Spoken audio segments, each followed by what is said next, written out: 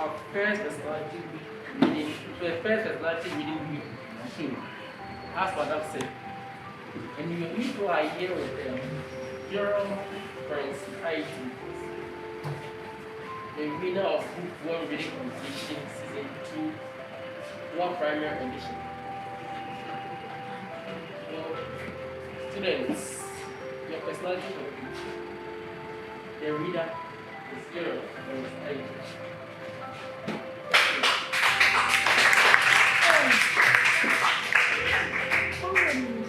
Hello everyone, good morning.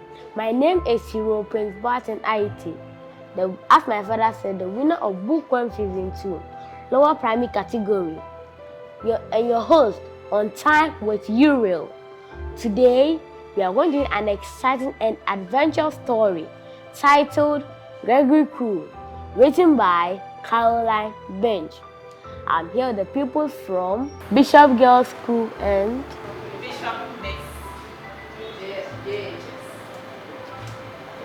Okay, are you ready? Yes. I'm going to read a part of this book, and some of you will read the rest. The person who will read very well will get a reward from me and the Euro Foundation. So grab your books and let's read. When I say reading, you respond, makes your world big. Reading makes your world big. Now, let's read.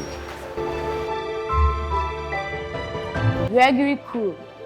Greggory, you just like your photos, cried Granny.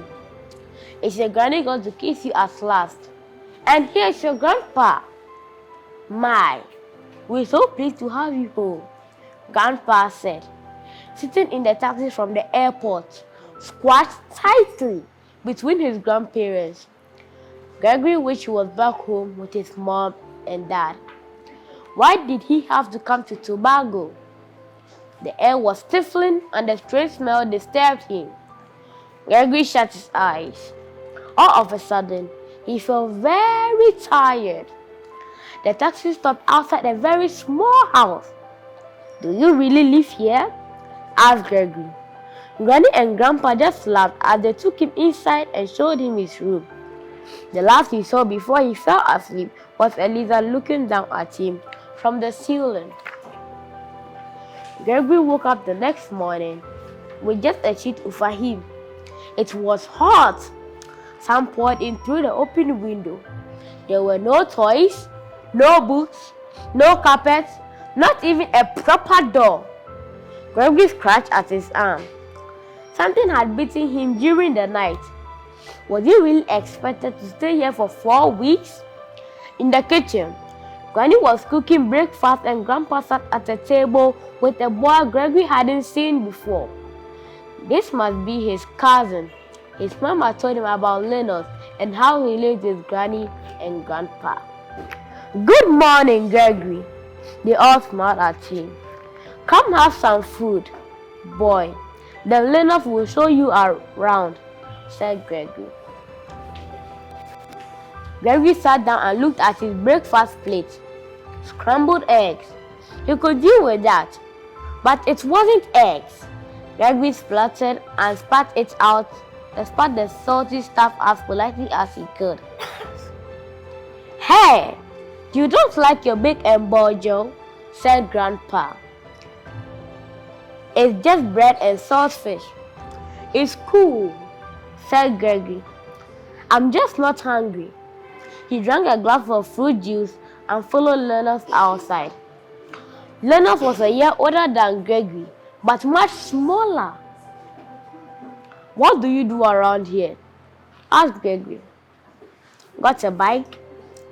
Linus grinned shyly at him. He had bare feet. Greggory looked at them, then looked away quickly. Come, I'll show you the river, said Linus. The air was shimmering hot. Greggory sat down in the shade.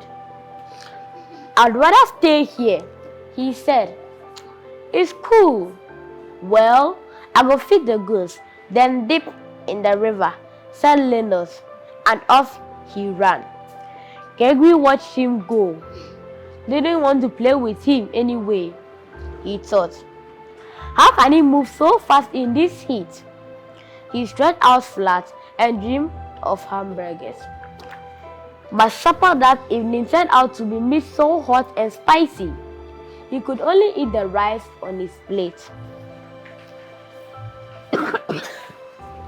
The next day was worse, even hotter. More eating insect bites and still nothing to do. Not even to watch TV. Greggory thought about going to feed the ghosts with Linus, but changed his mind.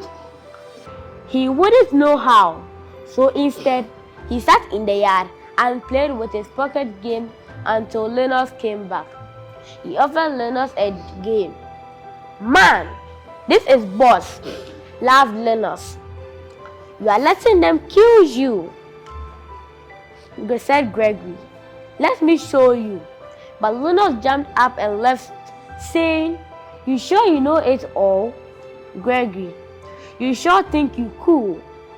Greggory appeared, carrying a big basket. Right now, children, she said, Grandpa and me is taking you for a sea bath. Wicked, shouted Linus, leaping around the yard. Cool, said Greggory politely. Cool was the last thing he felt, but he wasn't going to say so. At least, he might get a fizzy drink and an ice lolly at the beach. The bath they caught was like an oven, crammed with people.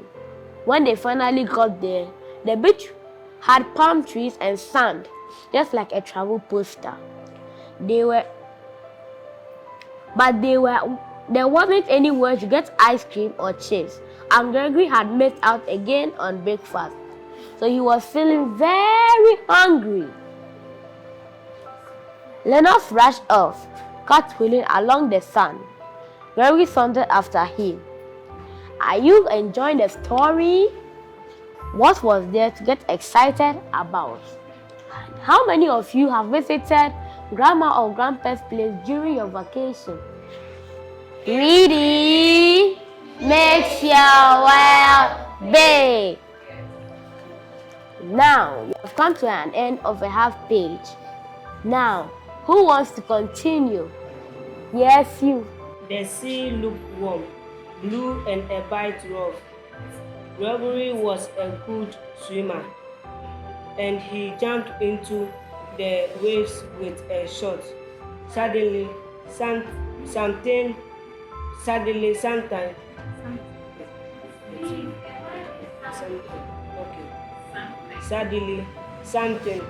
he saw made him freeze. Sharks.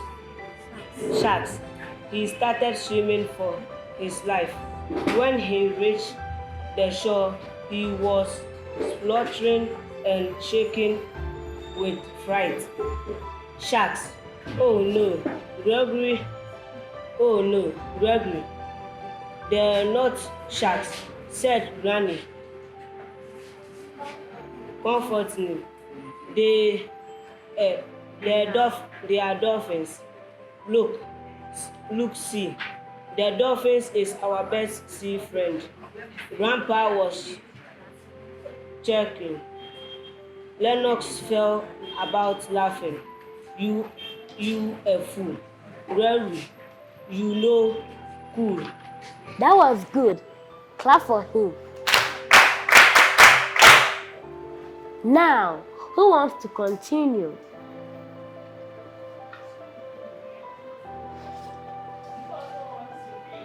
Yes, someone will raise their hand. Greggory stamped off. The sun blazed overhead, and the sand was so hot under his bare foot that he had to run. Two fishermen called him over, opened a coconut, and offered him a drink. Cool, said Greggory. Thanks. Yay. One of them said, What's your name? Greggory, he told them, I'm staying with my granny and my grandpa. What what what you do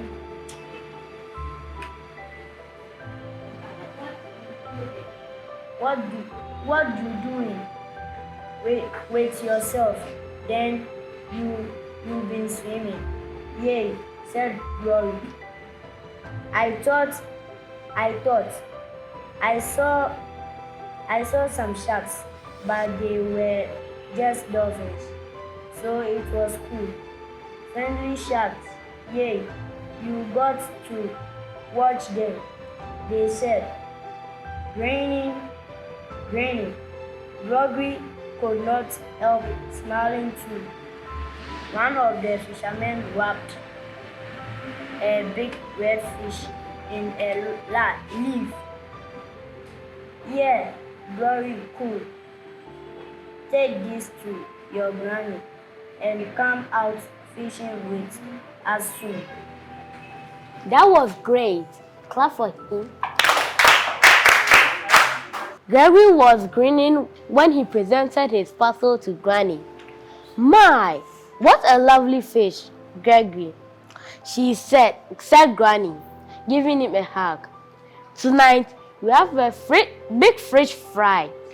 Now, sit down and eat something, boy. The picnic was fried chicken, sweet bread, fruit and biscuits. It tasted good. By now, Greggory was feeling thirsty again. Got any coconut to drink? He asked. Easy, said Linus. He went straight up a coconut tree. No trouble at all. It didn't look easy, but when Greggory tried, the trunk was far too tall and smooth for him to climb. Grandpa took one of the young coconuts Linus had brought down and opened it with his machete. It was full of juice. Said Greggory, drinking it in one gulp. Suddenly, he felt like swimming. Hey, Linus, I'm a shark, he said. Yeah, shouted Linus. And I'm a dolphin. I'm a massive stingray. The boys jumped into the water together. Ducks fell. Back at Granny's house, Linus took Greggory up the hill toward the moonrise. Greggory kicked off his trainers. He wanted to be barefoot too. Below them, the lights came one by one in the small wooden houses. People called to each other. Music played on radio and some started to sing. Insects white, dogs bark, and a donkey brayed. Look at the candle flies, said Linus, and Greggory noticed tiny lights moving around them. Greggory smiled to himself. Drinks from trees, friendly sharks, a great new cousin. Maybe tobacco was going to be all right after all. Granny called up from the house below. Greggory, Linus, food ready. Okay, said Greggory. Cool Greg and the mighty Linus. We coming. Greggory laughed, and as they raced down the track together, Linus shouted, Yes, you cool. Greggory, you really cool. We have come to the end of this story. Now, let's get back to the story. Do you think Greggory behaved well? Yes. Okay, that was good. Why?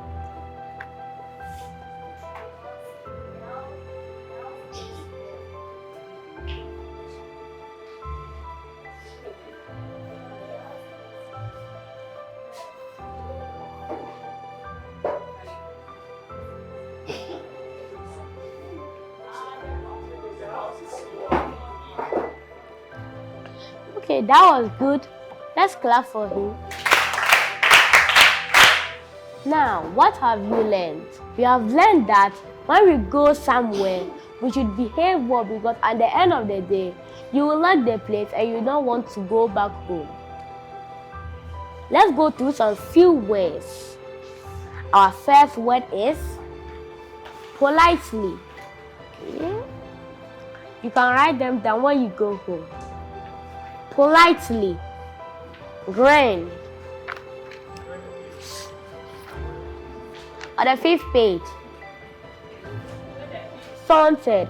On the 2nd line. Faunted. Okay.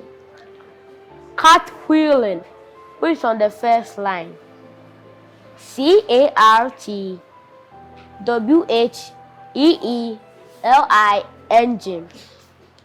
That is all our words for today. Alfred, you have done very well and I have a special book for you. Thank you. Okay, you're welcome.